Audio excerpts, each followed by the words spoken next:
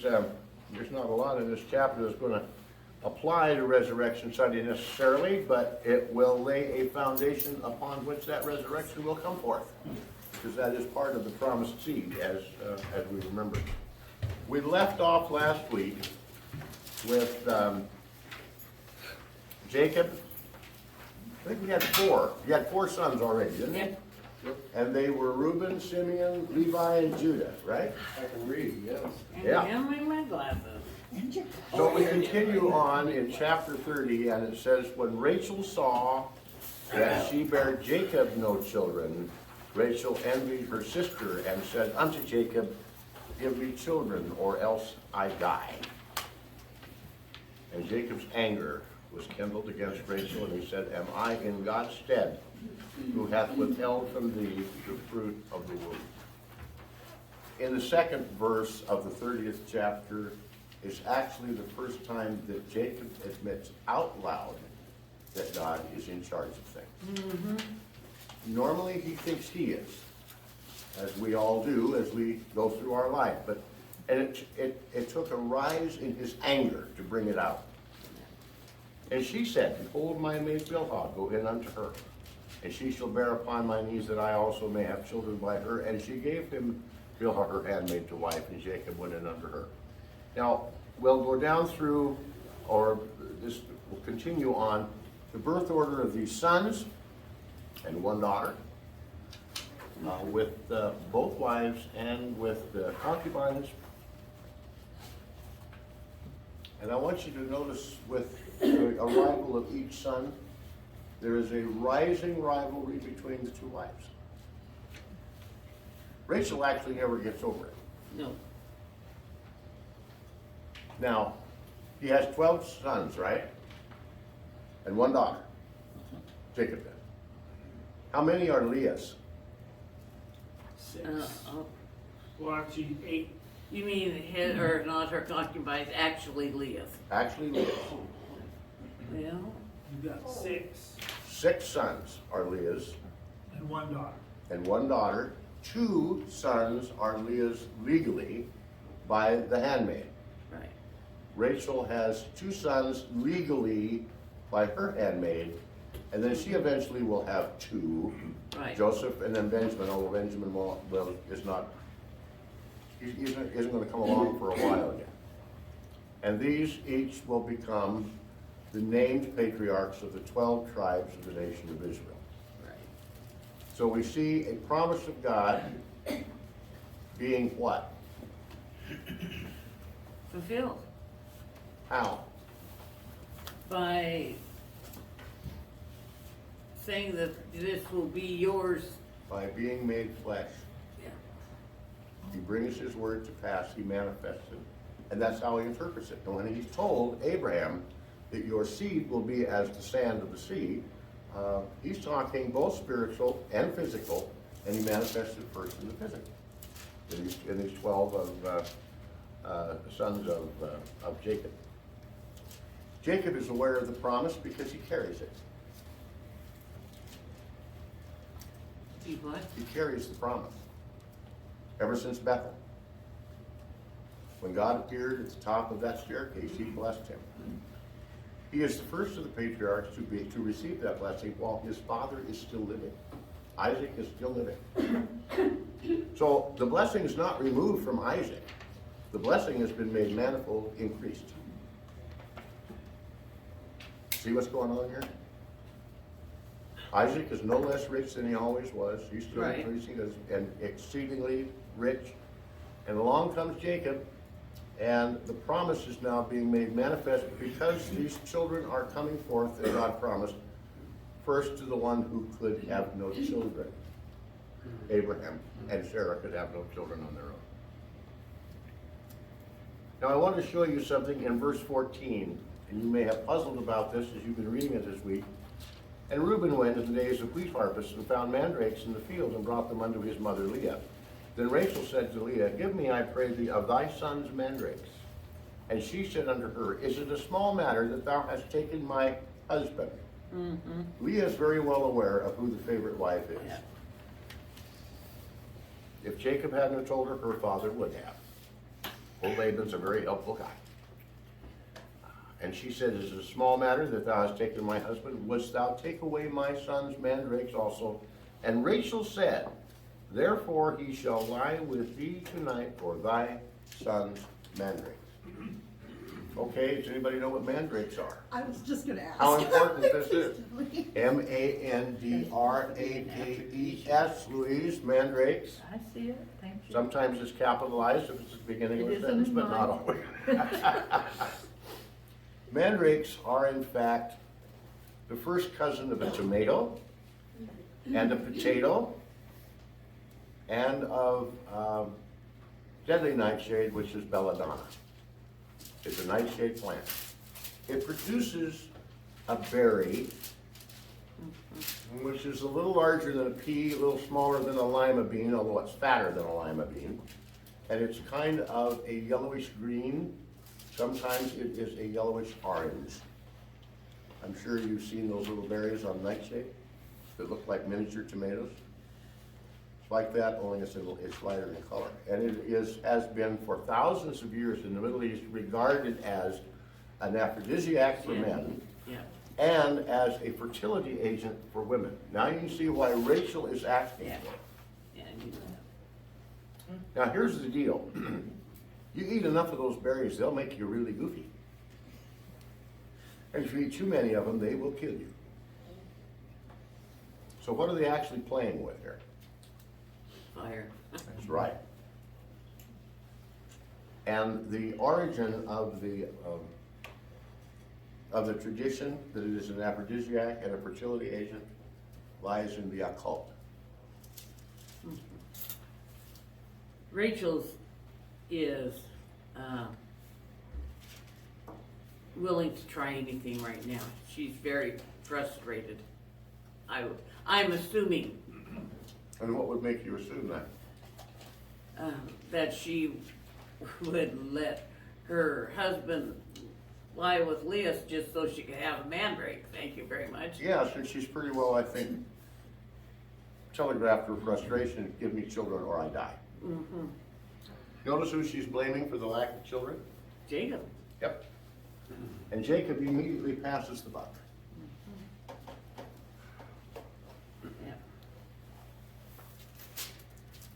I want you to understand that where they are and who they're associating with is generating a tremendous influence on this family. Where are they again? Where is Egypt. this story taking place at this point? Not Egypt. Where are they? They're in Haran. Where? They're in Haran. Oh, that's right there. Yeah. And Haran is in Syria, what we now call Syria. But Laban, let's see, turn to chapter 25, verse 20. Do you have ESV, Rick? I don't. What do you have? You're living in King James. I got ESV. Who has ESV? Oh, you do? Okay. Would you, why don't you 25 read- what, Jay? What's that? 25 what? 25:20. Why don't you read 25:20 to us from ESV, would you please?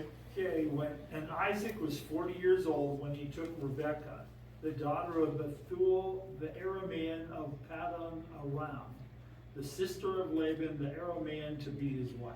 Okay, so twice we have the word Aramean, right?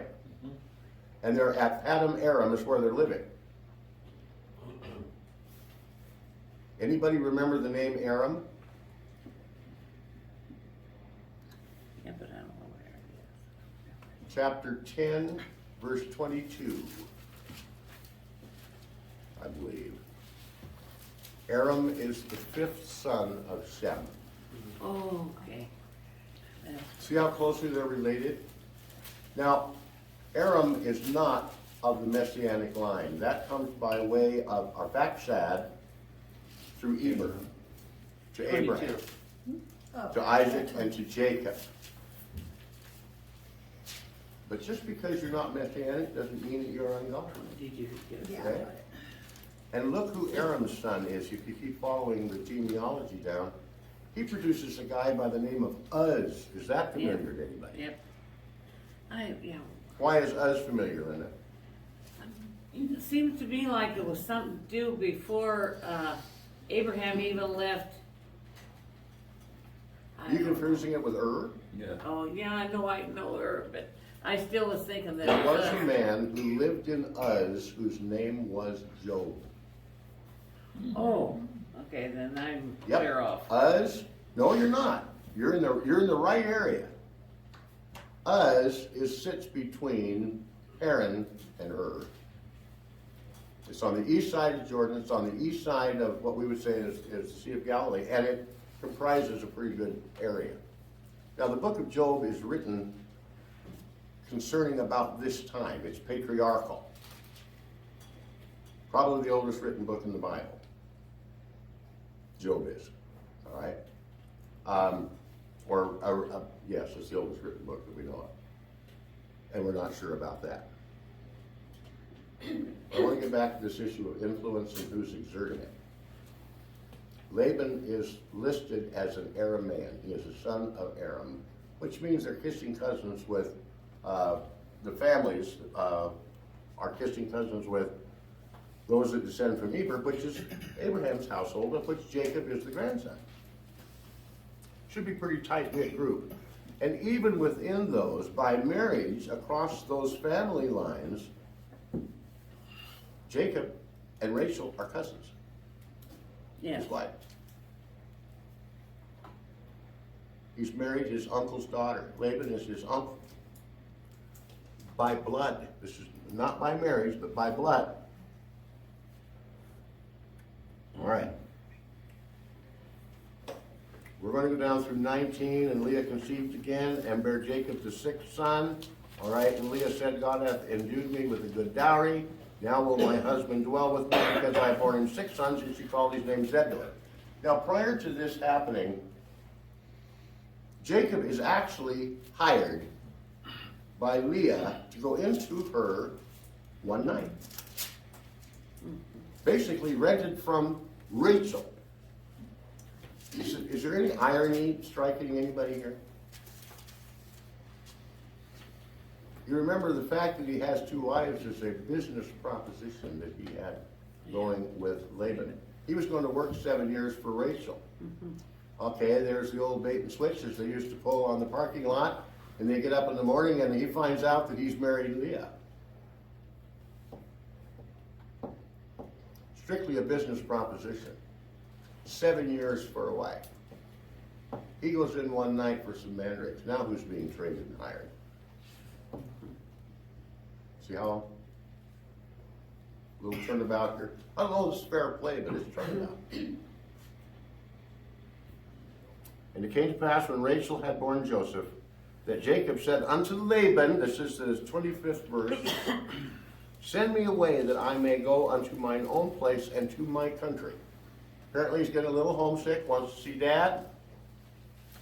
How long has he been gone? Does anybody want to hazard a guess? Boy, a long time. Well, we know it's a minimum of 14 14 years. years, to serve exactly. for those- Yeah. So it's a little time after that. Well, a Give me- little more than a little time, Jay, I would say. Well, there's going to be some time passed after this. Long enough to have 12 kids. Well, But he's got 4 wives, yeah, I was gonna say. which I wouldn't wish. Well, he's got 2 wives and 2 concubines, but I wouldn't wish that on anybody. Which But one do I find? give me my wives and my children for whom I have served thee. There's the business proposition. Quid pro quo, debt's paid. And let me go, for thou knowest my service which I have done thee. Now I want you to notice what Laban is saying and how this gets down to influence.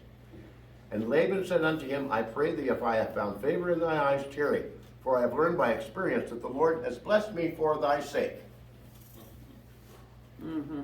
Little greed there, wouldn't you say? Yeah, don't go, cause then I'm not gonna be blessed anymore. Okay, who has the ESV again there in that troublesome next to the back row? Would you like to read that verse out loud for us, please? That would be verse 27. Yes. But Laban said to him, I have found favor in your sight. I have learned by divination that the Lord has blessed me because of you. Did you hear that? How did he learn? By divination. The Hebrew word for that is nachash. Now that we're strolling down memory lane this morning, does anybody remember that word from previously in the study? That is Okay. the name that Adam gave to the serpent. Whisperer of enchantments. You read divination? Synonym for that in the Hebrew dictionary is enchantments. Okay. Now he said he's learned by enchantments. That means if he's learned, somebody or something has taught him. This is not just a dabbler, this is a practitioner of the occult. Now he's shown his true colors. And he's also shown us a little bit more of his nature. Well, he's saying that God exists. I This mean, is also the same guy that runs out and goes up to that faithful steward of Abraham. Oh, come in ye blessed of the Lord. So all I'm right. saying is he's acknowledging that, doesn't mean he believes in him. Well, what year is this? 2022. Is that close? 2022? That's what this year is. And this is Resurrection Sunday, first fruits under the Hebrew calendar, 2022. By the way, we count the calendar. You want to tell me that we don't have people who will sit on Sunday morning Oh, and they will engage with everybody else in the reading of that responsive reading of the Word of God and then get up on Monday through Saturday and read the horoscope? I know. I didn't say he believed. No, I know, I I said know. he just acknowledged. That's right, and I'm not arguing with you. I'm underscoring what you're saying. But this isn't something which is singular to the patriarchal period. Right. This is a religious spirit. All religion is spirit. And it has two sources. Now, if he's learning by experience, by divination, that means over time. That means trial and error, right and wrong. And the evidence is beginning to mount up that this guy Jacob has got something special. And that whatever he's got that's special is spilling over onto Laban because of the nearness of Jacob to him, either in distance or blood relation or whatever. And let's not forget, Jacob's sons are Laban's grandsons. Mm-hmm. So if Jacob is blessed and anything should happen to Jacob, who gets it? Grandkids. He does. And whose are they? His. Mm-hmm. That's what we find out. Was that a question or? No, I was itching I got an itch on the back of my neck. Oh, wow. Let me help you with that. So he's, I have a question backing up. all right, You said something about Jacob had 4 wives. he has 2 wives and 2 concubines. Okay, so how did that work? Legally? Okay, I thought I heard you say somebody had 4 wives. Well, I did. You did, but that confused me because I'm thinking, how can you go in front of God and have some kind of a ceremony that says, this is my beloved wife, you know, that I want to marry, and you've already got someone in the back of your pocket. Okay. How did that work? Well, in Jacob's case, it worked like this. He has no wives, and he makes a deal to work 7 years to get Rachel, which he thinks he has accomplished. Okay, so when he married Leah, thinking he was marrying Rachel, did they mention Rachel's name? But Leah said that, Oh, no. okay. No, Laban, I still understand. They get up the next morning. It's Leah instead of Rachel. Jacob goes right straight to Laban and he says, "What have you done to me?"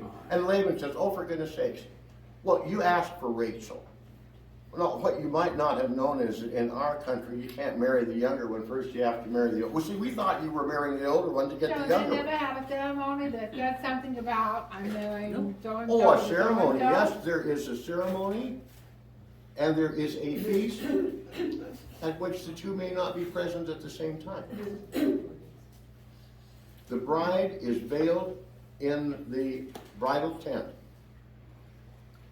The men celebrate the feast, and Laban brought out all the people, gave a great feast. He brings out all the witnesses. There's no way Jacob can back out of this.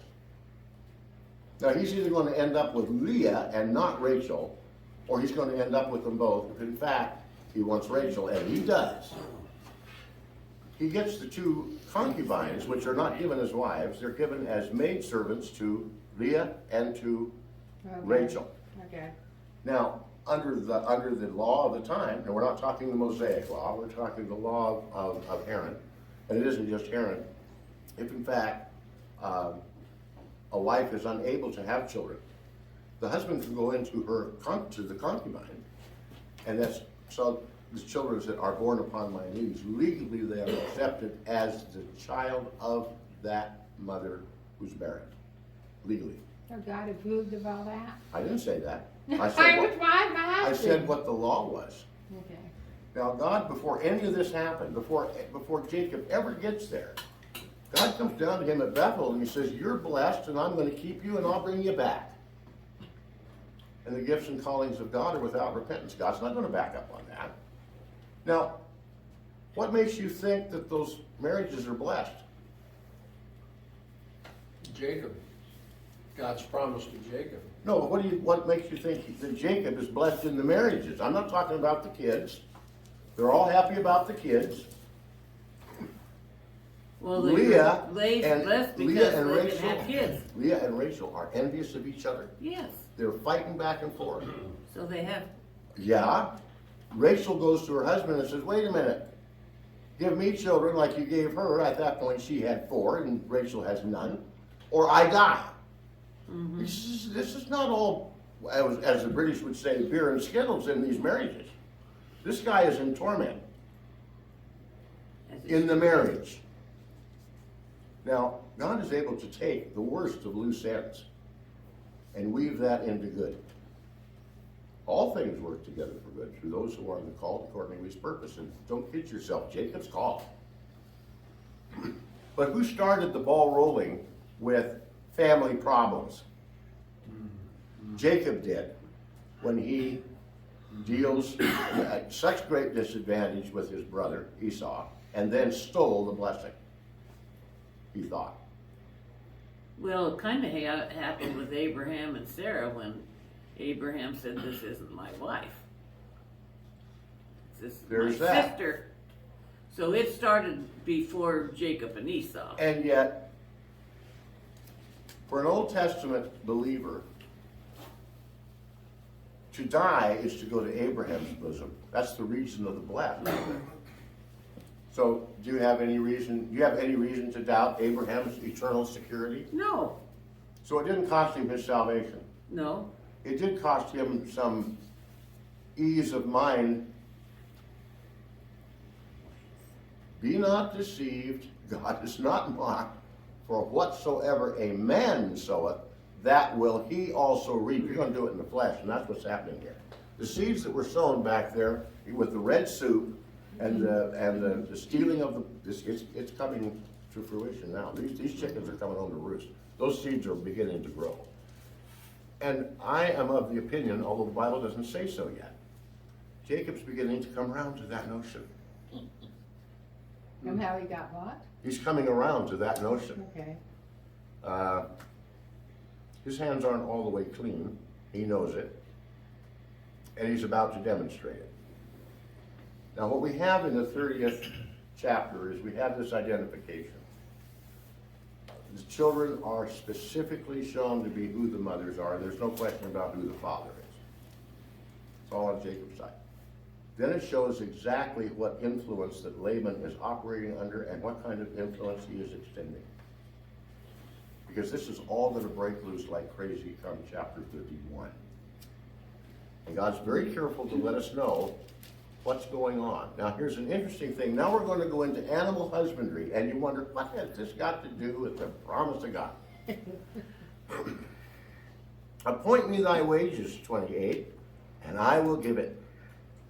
And he said unto him, this is Jacob speaking to Laban, thou knowest how I have served thee, and how thy cattle was with me. For it was little which thou hadst before I came, and it is now increased unto a multitude. And the Lord hath blessed thee since my coming, and now when shall I provide for mine own house also? And that house was grown by leaps and bounds. I mean, he's got 12 kids, 11 boys and a daughter. And he said, that's Laban, what shall I give thee? I'm just throwing out a hook here.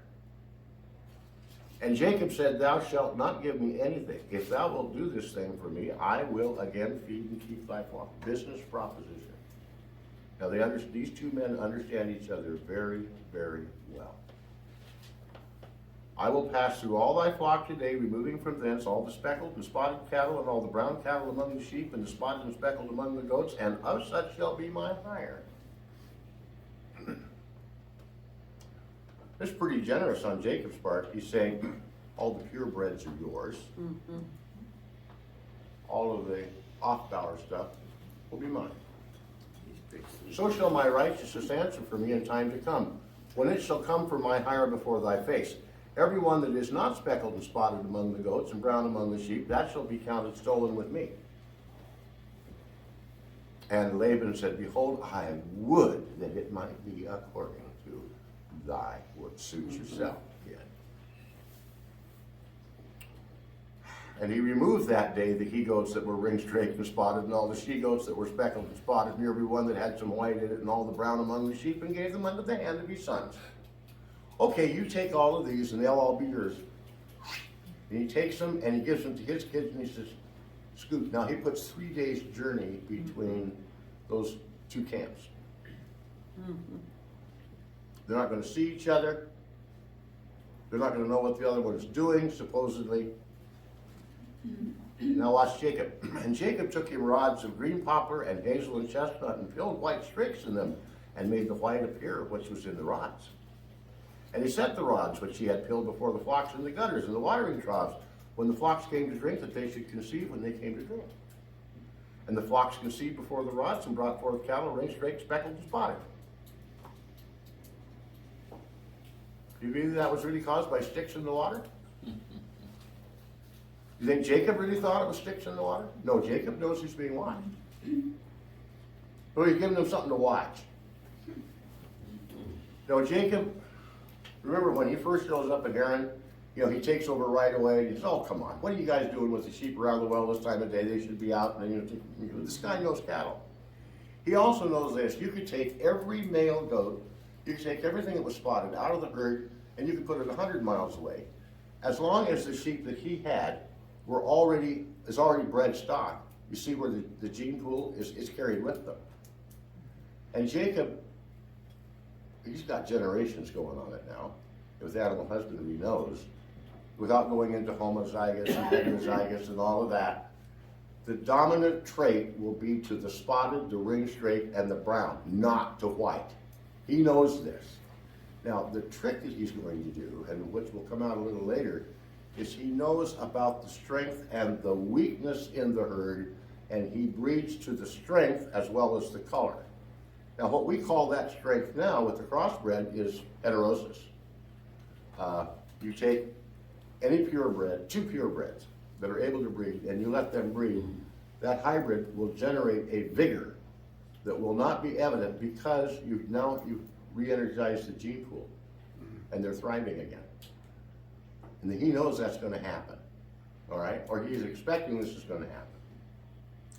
And it came to pass, whensoever, this is verse 41, the stronger cattle did conceive, that Jacob laid the rods before the eyes of the cattle in the gutters, that they might conceive among the rods. But when the cattle were feeble, I don't care what color they are now, when the cattle were feeble, he put them not in. So the feebler were Laban's, and the stronger were Jacob's. Now this business about getting stronger and weaker will express itself in a lineal progression through each generation that is rebred. The weaker will continue to get weaker if that's how you're breeding it, and the stronger will continue to get stronger. They're not only going to be stronger physically, they're going to be also able to generate multiple births. Weaker cannot, weaker won't. And if you want to find out how that works, all you have to do is withhold food from an animal in breeding season and watch the multiple births just disappear. They're weaker because of the lack of food. If you weaken them genetically, it lasts longer. And look what happens. And the man, that's Jacob, increased exceedingly, and had much cattle, and maidservants and men servants and camels and asses. Now, that description, who does that sound like? That's exactly the description that God gives of Abraham. And Isaac is still alive.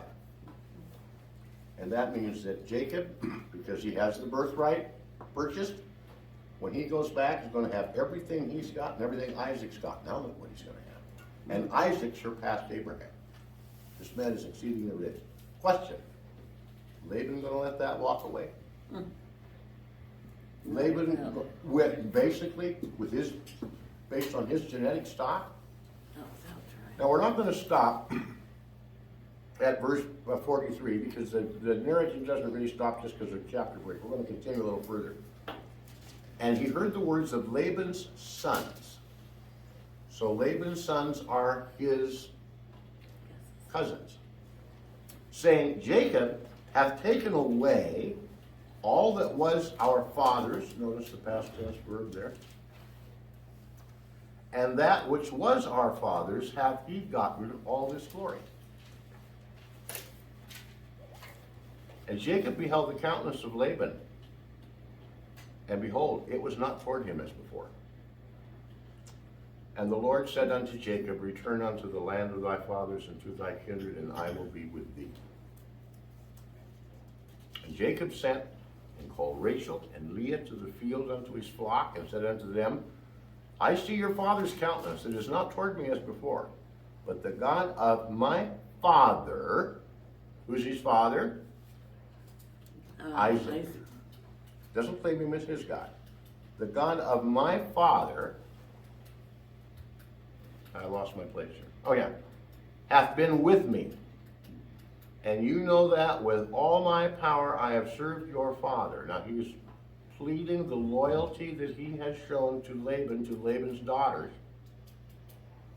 And you know that with all my power I have served your father, and your father hath deceived me and changed my wages 10 times.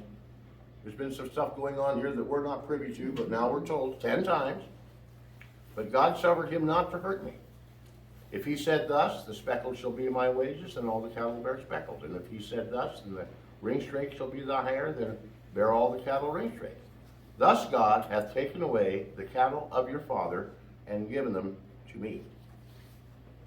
And it came to pass at the time that the cattle conceived, remember all those little rods and he's peeling the rods and putting them in the trough, that the cattle conceived, that I lifted up the rods, mine eyes, and saw in a dream, and behold, the lambs which leaped upon the cattle were ringstraked, speckled, and grizzled.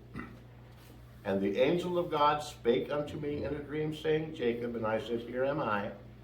And he said, Lift up now thine eyes, and see all the rams which leap upon the cattle are ringstraked, speckled, and grizzled. For I have seen all that Laban doeth unto thee. I am the God of where? Bethel. What happened at Bethel? That's where he slept. That's where he saw the, that's where he anointed the pillar. Right. He's calling it to his attention. I am the God of Bethel, where thou anointest the pillar, and where thou vowest a vow unto me. Now arise, get thee out of this land, and return unto the land of thy kindred. Now, he's married his cousin. He's married 2 of them. He's working for his uncle in the company of his cousins, and God does not count them as his kin. He says, you get to your kindred. Laban knew God's blessing how? Through Jacob. By enchantment and by divination. That's what he said. I've learned by experience. That's what that word is, experience. By divination, by enchantment. That's the influence that's here. Now, God is going to bring a nation from these 12 boys. Do you really think he wants them raised in that kind of an influence? No, he's not. He doesn't count them, and because of that, he doesn't count them as Jacob's kin. I'll tell you who Jacob's kin are. Jacob's kin will be the descendants of those 12 boys and any believer, because there's a spiritual seed as well of Abraham. And if you believe, if you come to Christ by faith, remember, then you are blessed with faithful Abraham. You are a child of Abraham. Now that's Jacob's seed. Now he doesn't realize all that yet, but God is telling him, you get out of here. I've seen what's going on. I have had enough. Now it's interesting. Here's Jacob doesn't tell his wives, and we don't know for sure. When he's, carving on those sticks and putting them up there in the water troughs, was that before or after he had the dream? After he had the dream. Was it before or after? We don't know. He just said he had this dream. Right. And he saw in the dream what's going to happen. Now what God is doing, God's coming down, he's telling him in a dream, look, I know who Laban is, and I've seen what he's done to you. I'm privy to all of this. And I know what your plans are. You're out here and you're going to be peeling the sticks and so forth and so on. And you think you're showing this and Laban thinks he's doing that. I'm going to show you how it's going to be, and you're going to know who's in charge in all of this. That's what God is telling him. You peel as many poles as you want. He can change your wages as many times as he wants. He can hide as many of the flocks as he wants. You're going out of here rich, and he's going to fund it. God does this one other time when he brings them out. When he calls Israel his firstborn and he brings them out of Egypt, they plunder the entire land. They come out with the wealth of Egypt. They impoverish Egypt. Jacob impoverishes Laban when he leaves. Now, we're going to have a little issue of trust. It's going to come a little later in how he leaves. On what? An issue of trust in how he leaves. Oh, on how he leaves. But he's called his wives to him, and he's rehearsed all this, and they agree with him. And basically he said, we're sitting here, and God promised you this, but Dad gets a blessing. But we're going to go back even before that, and they say, literally, he sold us to you for 14 years of work. That's the bride price. That was the value. Now, what they're supposed to do, the father is supposed to take that bride price and set that aside, because that is supposed to be the economic security of that girl or those women, these two daughters, in case something happens to Jacob. Well, what's Laban do? He takes it and basically loses it. He invests it in his own stuff, which he's entrusted to Jacob, which increases, but it increases to Jacob's side of the ledger. So basically they're saying, in selling us and leaving us with no economic security and spending that, he's robbed us. Let's take what we got and go. That's what they're going to tell him eventually. And they do. And they do. But you asked a very interesting question. How in the world can God take a polygamous marriage and bless it? He doesn't. The marriage isn't, look what's going on here. These are not pleasant times. Right. And this is going to get so dangerous that Laban becomes extremely violent. He will come in force. He'll kill Jacob if he has to. That's what Jacob has got himself into. By marriage. Now, you want to count your blessings again? You want to count his blessings again? The blessings are what the marriage produced. He's not blessed in those marriages. It's a misery to him. So who did he get his blessings from then? Who? Jacob. He gets it directly from God, because God promised that he would bless, and those gifts are without, God will not call it back. To the children? Children get blessed too, because that promise goes all the way to Abraham. Now, God isn't going to lie to Abraham, living or dead. And God will say, through his incarnate word, Christ himself, he'll stand there and he'll say, you say that you are the sons of Abraham, Isaac, and Jacob. He's talking to the Pharisees and the Sadducees. He says, my Father, who is the God of Abraham, Isaac, and Jacob, is the God of the living and not the dead. God views them as living people, regardless of their physical state, because he said one day they would again. That's why Job could say, though the skin worms destroy this body, yet in my flesh I shall see God for myself and not another. Prophesied the resurrection.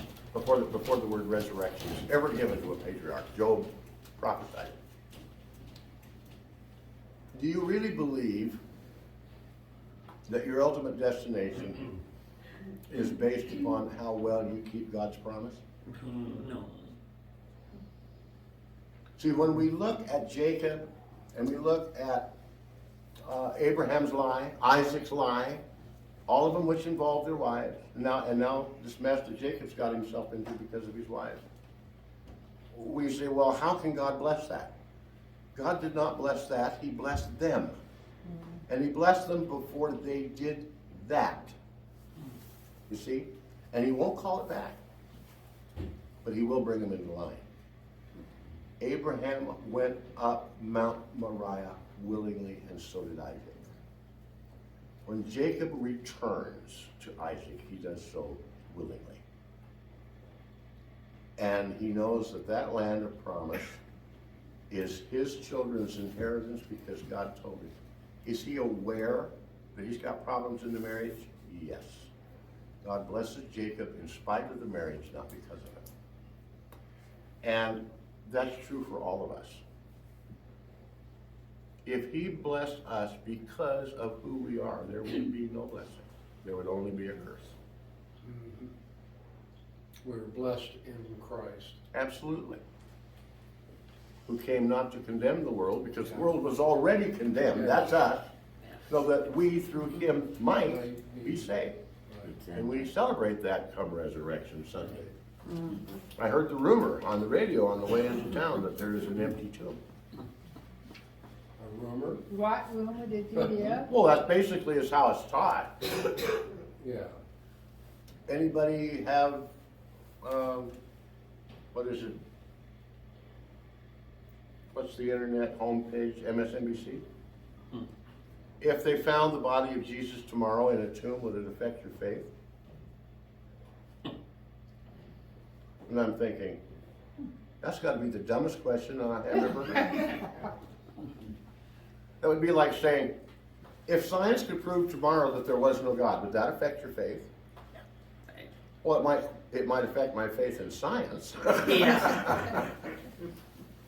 And this is kind of the road that Jacob is on. Jacob is finding his way, and he'll find out that his way and his decisions doesn't work good even in his own life.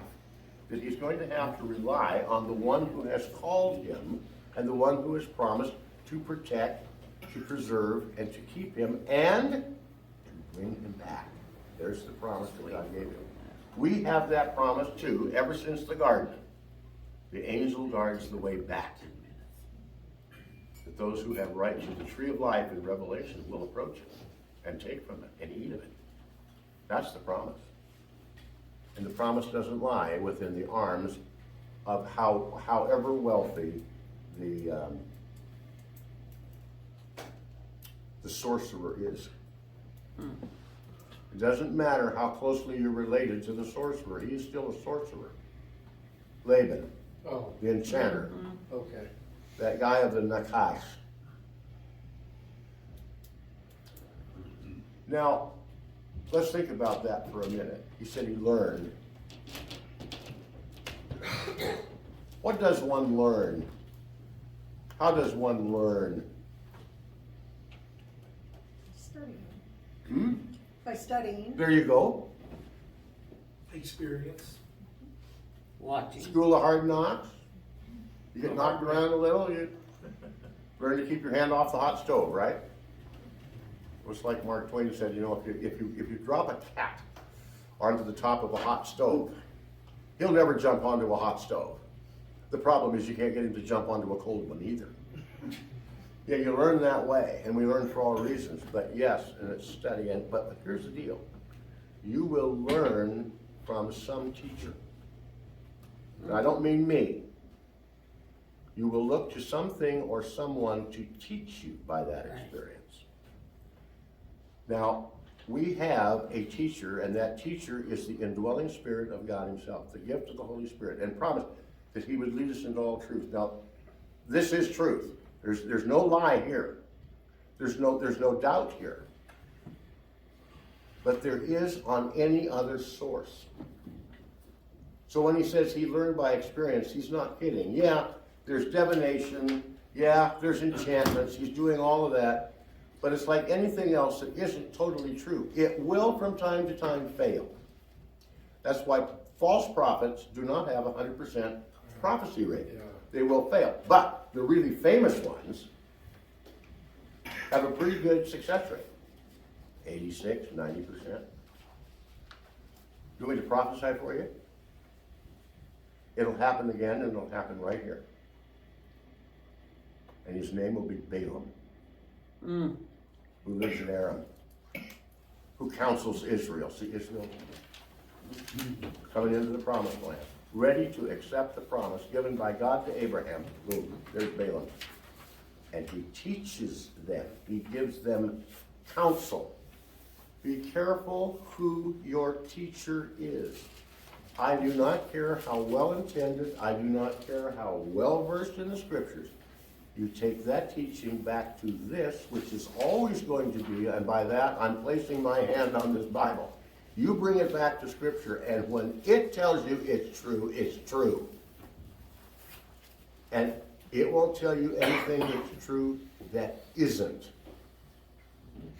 All right? Jacob is about to find this out. Now, we have to cut him a little slack. Jacob doesn't have a Bible. But Jacob had something that I would be willing to guess has not happened to you. I don't think God's appeared to you at the head of a staircase, has he? With his angels ascending and descending upon that staircase to you.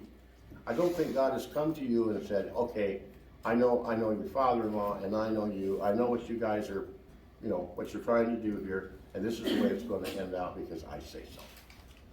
He had that, which is no more sure a word than what has been given to you. And in case maybe my hearing isn't as good as it used to be, I can read it again. And again. And again. Jacob couldn't do that. We can. Now you see why Peter said that we have a more sure word of prophecy. They saw the transfiguration. We get to read about it. They saw it once. And they were told to keep their mouths shut until later. We're not. Right. You can tell anybody you want to. And you can see it as Read many it times as as you want to. times as It's right you there. want. Jacob is right here. Every mistake that Jacob made is in plain sight for us to benefit by. And that's why when God is telling this story about Jacob and about Isaac and about Abraham, he tells it accurately and honestly. You see these guys, warts and all, because that's the way we are. And if we can't relate to that and to the God who can fix their situation, how on earth or anywhere else are we going to believe that he can fix ours? Now, the fact that he is the fixer, I think Rick's going to tell you all about in a couple more minutes when you get upstairs.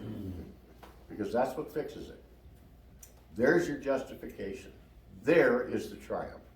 There is the victory. Which Jacob eventually will learn to look forward to. And when we get to the final part of his story at the end of this book, not just this chapter, but this book, and when he prophesies over those children and what's going to come from them, this is a man who knows because he's been shown. Questions? Comments? Right? Complain. Frank, would you close in prayer for us?